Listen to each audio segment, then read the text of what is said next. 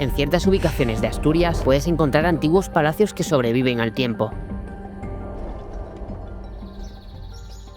Estas casas existen gracias a niños de entre 8 y 12 años, que un día, para sobrevivir, tuvieron que despedirse de su familia, subirse a un barco y cruzar el océano. Era un chico de aquí del pueblo que se marchó a los 12 años, se marchó de farolero con el médico del general Pring. Hoy, una de esas casas nos abre sus puertas y con ella la historia de quienes se fueron soñando con volver.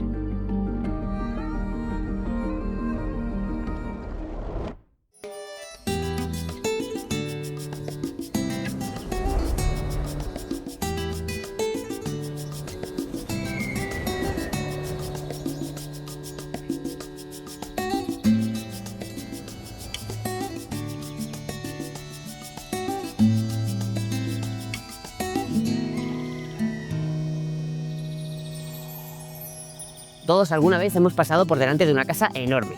Altas, silenciosas, con palmeras que parecen que tocan el cielo, ventanales, estatuas en la puerta... Una casa que impone, vaya. Yo vengo del barrio obrero cercano a Marbella. Siempre he vivido al lado de casas lujosas, incluso he trabajado para ellas. Casas con cámaras, cristales blindados, césped perfecto. Son casas de revista. Pero cuando llegué a Asturias, esas casas lujosas no tenían nada que ver con esos chalets que te mostraba en mi vídeo pasado, donde te enseño cómo los turistas viven en Marbella, en auténticas mansiones de lujo. Aquí, como ves, no hay minimalismo. Aquí hay columnas, cúpulas, torreones y aunque coincida en que también tengan césped cortado a la perfección y palmeras enormes, no sabes muy bien si estás dentro de un palacio o estás dentro de la serie de los Bridgerton. Y si no sabes qué son, te pasa lo que me sucedió a mí. Piensas que esto no son casas. Entonces alguien te dice, son casonas de indianos. ¿Indianos? Sí, así lo llamaban. No eran nobles, no venían de familias ricas. Eran pastores, obreros, agricultores o niños que se subieron a un barco y volvieron siendo comerciantes o empresarios de tabaco, café o azúcar, entre otras. Para que lo entiendas mejor, el término indianos proviene de las Indias y no es que se hayan ido necesariamente a vivir a ellas, sino que era el nombre que se le daba en España por aquel entonces a los territorios de ultramar descubiertos y colonizados tras el viaje de Colón, especialmente América y el Caribe. Por eso, quienes se iban allí eran conocidos como quienes iban a las Indias. Cuando regresaban, algunos enriquecidos, otros no tanto, empezaron a ser llamados de forma coloquial los indianos. Como curiosidad, no en todas las partes de España se les conocía como indianos. En Galicia también se les apodaba americano. Lo gracioso de todo esto es que los nativos de Cuba, Argentina y México, a los españoles recién llegados se les conocía como gallegos, independientemente de su zona de origen. Y aunque el término de indiano puede estar algo romantizado, en la época no siempre era signo de admiración. Ciertas personas lo utilizaban con toques de burla, envidia o resquemor. Pero, ¿qué hicieron los indianos para que los habitantes de su pueblo se burlaran de ellos? Lo cierto es que muchos de los indianos volvían con una gran necesidad de demostrar su éxito, y lo hacían con ropa elegante, bastones, relojes de cadena, y no solo eso, también con su forma de hablar, muy influenciada por el acento o expresiones de América. Y lo que más hacían para demostrar su nuevo estatus eran estas gigantescas casas.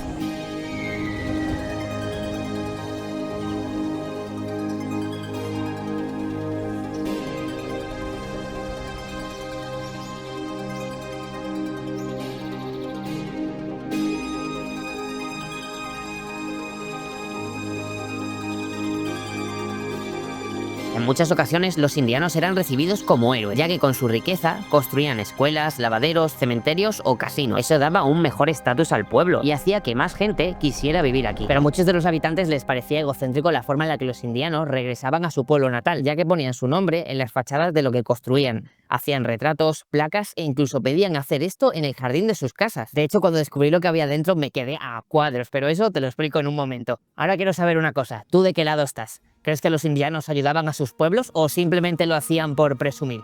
Venga, que te leo en comentarios. Y ya que bajas, si te está gustando el vídeo, déjale un like.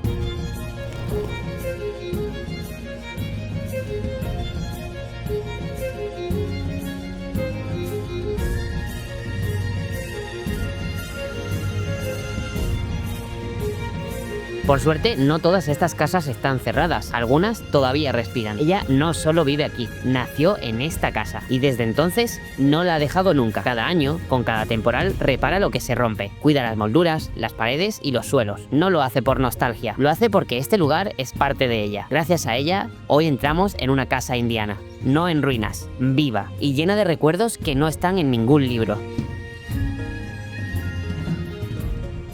Esta la hizo la casa mi bisabuelo, era un chico de aquí del pueblo que se marchó a los 12 años, se marchó de farolero con el médico del general Prim. Y con ellos se marchó a Francia. Y esa familia le pagó el pasaje a Cuba y se marchó a Cuba y allí hizo, no te digo que multimillonario, una pequeña fortuna, y volvió enseguida que tuvo dinero, volvió a Asturias. Hizo esta casa y aquí se casó y aquí hizo su familia. Los indianos volvían a su pueblo, por lo menos aquí en Asturias, por lo que yo sé. Intentaban crear, hacían primero su casa y después intentaban siempre mejorar la vida del pueblo. Muchos de ellos hacían pequeñas industrias de cervería, de lechería, de todas esas cosas y siempre volvían por mejorar a su pueblo. La iglesia, el parque de Somao, las escuelas y el actual bar o casa de la cultura, eso lo hizo mi bisabuela en unión con otros 2 vecinos de aquí de Somao, con el señor Fermín Martínez y con el señor Cantera. Hicieron todo eso en el pueblo, más la traída de aguas. Es muy difícil de mantener la casa, en plan, tiene mucho desperfecto. Hombre, una casa de este tamaño y encima dándole el viento del mar, pues tienes que estar siempre, alguna avería tienes, ¿sabes? Y la pintura y las cañerías y... Y si se te rompe, por ejemplo, porque he visto que tenéis como la parte de la cornisa, es de madera, ¿no? Sí. Eso tendréis que llamar a alguien para que os deje eso perfecto, ¿no? ¿O cómo? Sí, bueno, aquí hay artesanos magníficos que te pueden hacer reconstruir una parte si se te estropea. En esta casa entró la termita y se comió casi toda la madera de las ventanas y la galería y nos la reconstruyeron perfectamente. Porque la casa me decías que ¿cuántos años tenía, más o menos? Pues mira, se habrá hecho la última fecha, que es ya de un arreglo, ya había muerto mi bisabuela, tiene el 1902, pues la casa se habrá hecho en 1840. O sea. ¿Llevan aquí cuánto viviendo, más o menos? Pues de toda la vida. ¿Qué quieres que te diga? Acabo de cumplir 80 años. Y como una flor. Y como una flor, pero... Asturias. Con la misma cercanía con la que nos contó su historia, Coli nos enseñó su casa. Nos mostró salones y rincones especiales, como quien comparte un pedazo de memoria. Y esa como que entra muchísima luz de ahí, ¿no? Todas las casas de indianos tienen claraboya. ¿Por alguna razón? Ellos decían que porque así miraban a Cuba, porque cuando marchaban después añoraban a Cuba. Mira este mirador, la primera vez que lo restauramos hace, pues, hará 60 años o 50, se sacó. Lo sacaron porque es de hierro.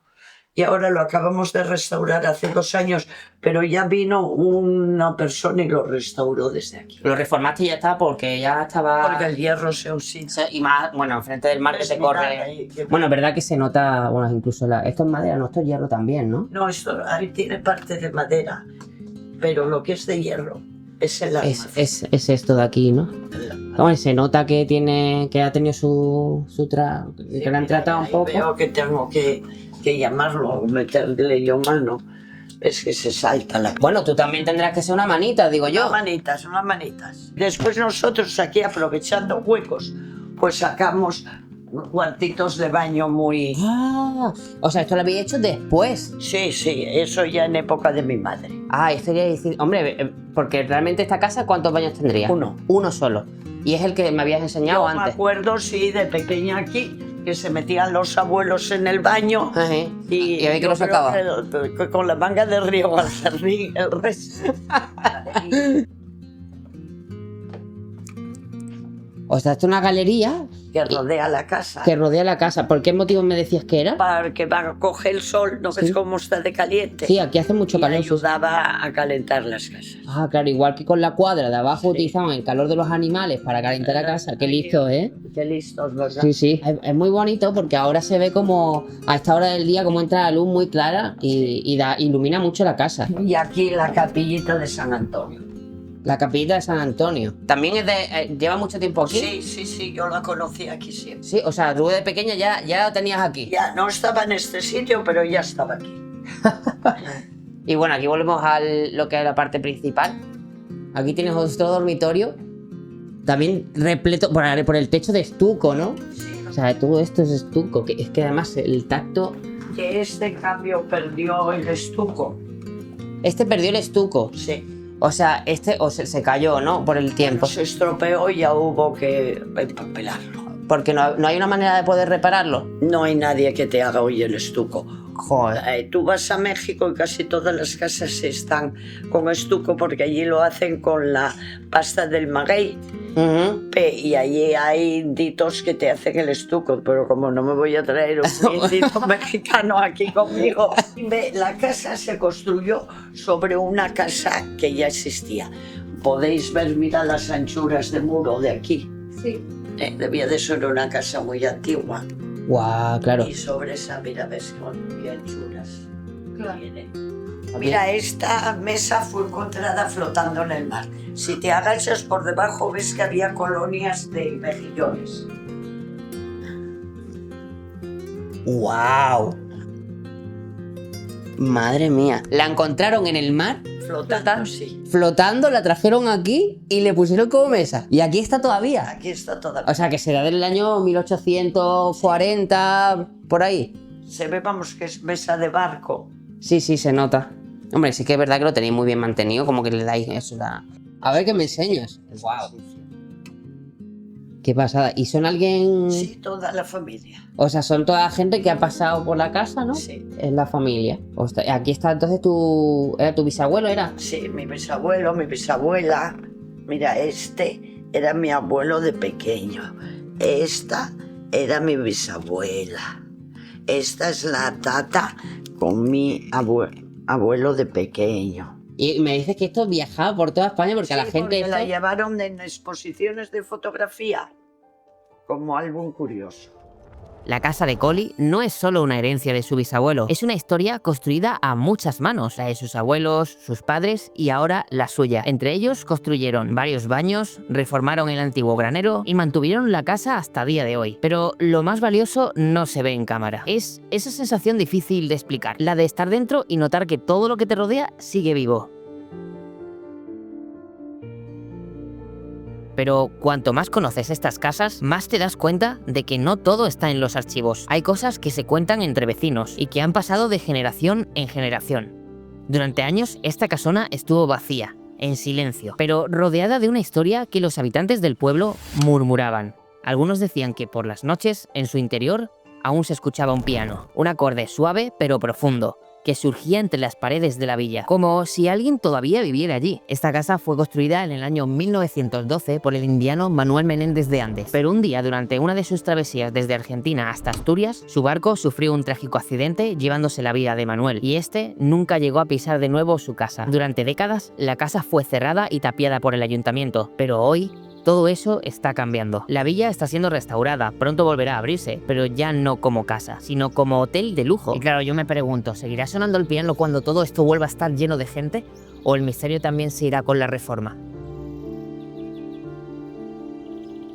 Y si en una casa desierta se dice que aún suena un piano, ¿qué significado tiene tener esto en el jardín de casa? Dentro de esta finca se encuentra un panteón modernista, construido en 1909 por Encarnación Valdés para enterrar a su marido, el indiano Gabino Álvarez. Para ello tuvo que pedir un permiso, y no al ayuntamiento, a la iglesia, para así poderlo enterrar fuera del cementerio. Ya sabes que por aquella época la gente era mucho más religiosa, pero para Encarnación no solo era religión, era su forma de demostrar amor, estatus y dejar huella. A día de hoy, debajo de este pequeño panteón descansan los restos de una familia indiana, un lugar sagrado en su propio jardín. Pero esto solo es una de tantas, porque estas casas no están en una sola aldea, están dispersas por toda Asturias. Algunas de estas casas están abandonadas, otras reformadas en hoteles y otras muchas son heredadas o compradas, dando vida a los pueblos que, por desgracia, se encuentran en despoblación continua. A mí estas casas me hacen pensar en lo bonito que es que muchas personas todavía opten por la vida de pueblo y más aún mantengan estas casas que algunas tienen cerca de 150 años. Fíjate en lo bien cuidadas que están. Ya te digo que no es tarea fácil, pero con mucho trabajo y dedicación consiguen mantenerlas muy bien y hacen que estas reliquias no se pierdan en el tiempo.